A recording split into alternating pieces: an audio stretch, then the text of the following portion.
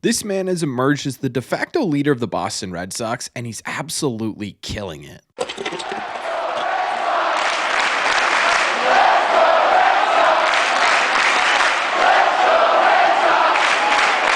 What is going on, everybody? Welcome back to Red Sea Radio. My name is Corbin. Sometimes the leader of a team happens to be the highest paid player in that clubhouse, or maybe the player putting up the best statistics, but sometimes the leader of a team happens to be a journeyman who has struggled and fought his way throughout his entire career. And for the Red Sox, that's exactly what they have in this clubhouse right now, and it's working out really well. So what we are going to do in today's video is we're going to break that down. We're going to talk about Rob Refsnyder and what he's meant to the 2024 team. But before we get into that, just a heads up, we're going to be live tonight on this channel, 7 p.m. Eastern time. We're going to be watching the Red Sox take on the Rangers tonight. We're also going to be talking about all the latest Red Sox news as well. These are a ton of fun to come to, so if you haven't been to one yet, I highly recommend coming. Again, that is going to be 7 p.m. tonight on this channel. Thank you all very much for clicking on this one.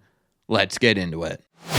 Now, my intro isn't to say that Rob Refsnyder hasn't been a good player for the Boston Red Sox this year. In fact, last night he had one of the most clutch moments of the entire 2024 season so far this year by walking it off in the 10th inning, doing what he does best, crush lefty pitching. In fact, Rob Refsnyder statistically has been one of the best players, or at least hitters, on the Boston Red Sox this season. He currently has a 300 batting average with a 388 on base percentage and a 481 slug, which is good for a 138 OPS plus, 38% better than the average hitter in the game right now. Obviously, like I mentioned, his real specialty is crushing lefty pitching, and he is doing that better than I would say most of the players in Major League Baseball this season, because he currently has a 316 average with a 420 on base percentage and a 568 slug against lefties this season for a 173 OPS plus. But this season, he's been doing more than just hitting lefties on the field. In fact, he's hitting just about everybody. His splits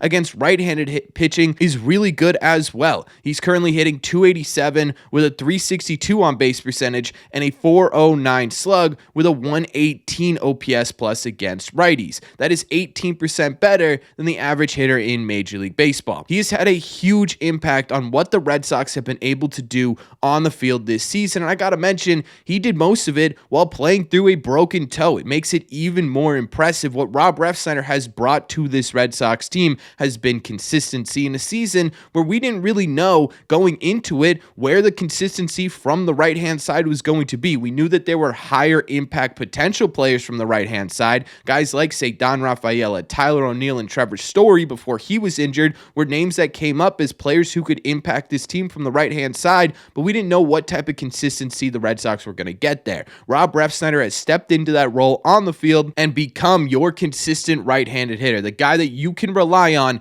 in big situations to do damage from the right-hand side. But this video isn't strictly about what Rob's been able to do on the field. In fact, it's more so about the role Rob Refsnyder has stepped into off the field as well. Because before his walk-off last night, Rob Refsnyder affected the game before the game even started. Coming into the game, he actually pulled a couple of the younger players on the Red Sox aside and gave them a pep talk that appeared to work going into the Rangers series. According to Max Cerullo of the Boston Herald, he pulled those young guys aside before the game and sent this message their way. We've been playing our best baseball when our young guys have been electric on the base pass, playing aggressive and things like that. I think that's our identity this year, and sometimes when you lose a couple of games in a row, you get a little passive. I want the young guys to push the envelope. He also added, I think to get to the postseason, you can't be scared to make mistakes. We have to just play the way we've been playing the last couple of weeks, so that's all I wanted to say.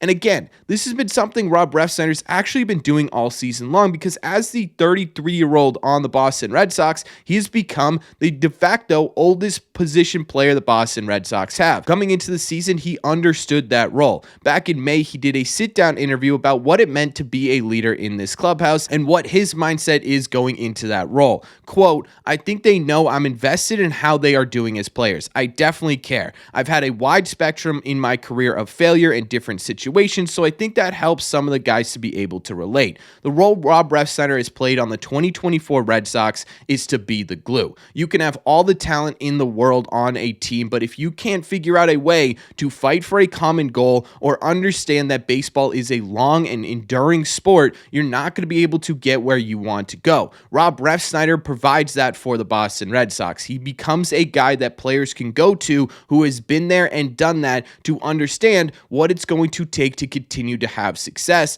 and that is an extremely important role with this Red Sox team. Sorry for the interruption, folks, but I just wanted to take a second and say if you are enjoying this video, make sure you guys have hit that subscribe button if you haven't already. If you're new here, we talk Red Sox content almost every single day. Also, make sure you guys have hit the like button on this video as well. Helps these videos out a ton, and it's the best way you can let me know you're enjoying the content we are putting out. Thank you all very much for taking a second and doing so. Sorry again for the interruption. Let's get back to the video. But honestly, it goes a little bit more beyond just simply being the glue guy for this Red Sox team. It also has a lot to do with how the future of this club is going to shape up. Right now, the Red Sox are relying on basically strictly their young core to get them to where they want to be. And that's a lot of pressure on a lot of young guys who are still trying to make their mark and really adjust themselves to the life of an everyday Major League Baseball player. To have someone in that clubhouse who can provide perspective, who can provide basically a shoulder to cry on, and I know that's a weird way to phrase it, but it is. It's someone who can take your ups and downs and show you that there is a light at the end of the tunnel, is molding how these guys approach the game day in and day out, and that is something that is going to impact this team, not just this season, but for multiple more seasons to come for the future of the Boston Red Sox, because that ideology that Rob Refsnyder is able to implant in all of these guys' brains is going to end up being passed down to future generations of the Red Sox players as well. It's not just, say, Don Rafaela, Connor Wong, Jarren Duran,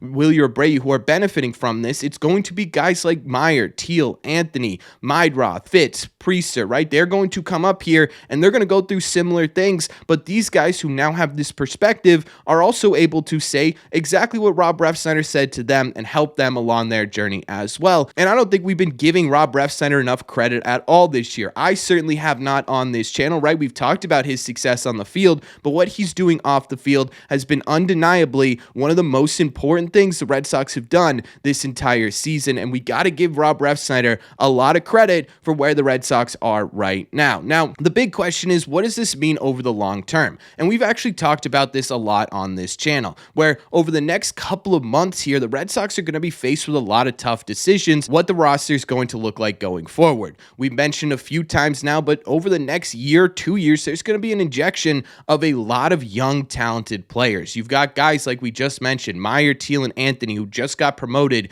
to AAA baseball. They are knocking on the door of Major League Baseball. For a fourth outfielder on a team that already has 3 everyday outfielders, it feels like Rob Refsnyder's smack dab in the middle of this. I don't really know if Rob Refsnyder is going to be on this team come 2025. But at the same time, too, when the Red Sox are making this decision, I hope they take these intangibles that Rob Refsnyder provides for this team into consideration. Because, again, having a guy like Rob Refsnyder in here with a talented group of young players who has been able to provide perspective on what it takes to be successful at the Major League level is unbelievably invaluable, and it certainly would also help when these guys get up here. The people that Red Sox fans and the Red Sox themselves have been saying are the future of this team get up here to help make that transition easier. I don't know if Rob Refsnyder is a candidate to stick with the Boston Red Sox, but I certainly hope he does. He's been a ton of fun to watch on the field. He's been a ton of fun to watch off the field. He's been a reason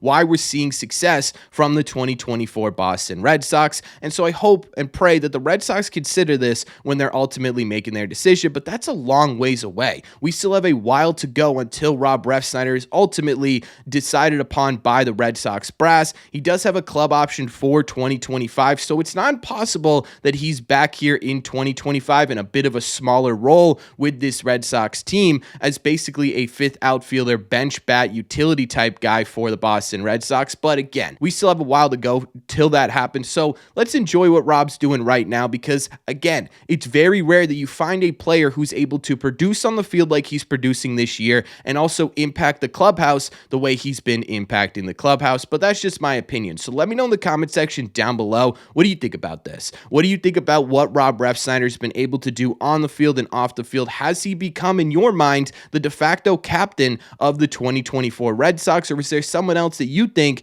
is still leading the way? Let me know all your thoughts on Rob Refsnyder in the comment section down below. As always, if you made it to the end of this video, do me a favor, make sure you guys have hit that subscribe button if you haven't already. If you're new here, we talk Red Sox content almost every single day. Also, make sure you guys have hit the like button on this video as well. Again, it helps these videos out a ton, and it's the best way you can let me know you're enjoying the content we are putting out. Don't forget, if you want to listen instead of watch these episodes, all you got to do is head over to your favorite podcasting app and look up Red Seat Radio. Thank you all very much for clicking on this one. I will see you tonight, 7 p.m. Eastern time on this channel, and I will see you in the red seats.